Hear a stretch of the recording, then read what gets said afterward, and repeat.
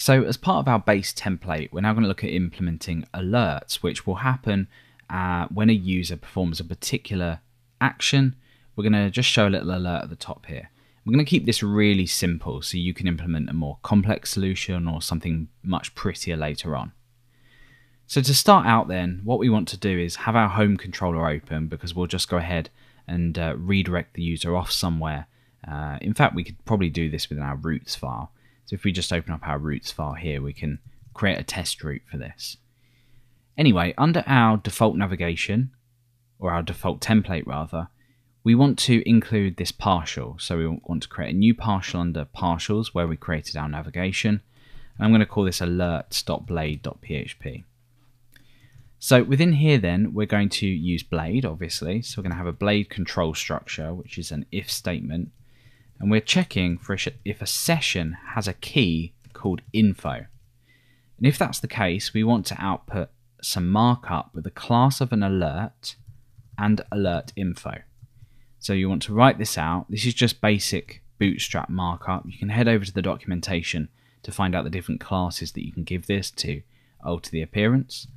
And we're also going to have a role of alert as Bootstrap recommends. So now what we do is inside of here, we're going to say session get info. So over on our base template, we can include this within our container. We don't want it to float up by the navigation.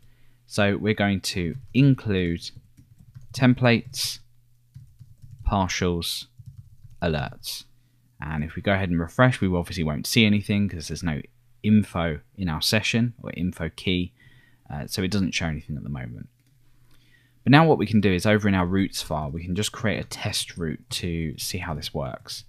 So if we say alert, for example, we're going to have just a callback here, and we are going to return redirect to a route which is called home, and we're going to say with info you have signed up.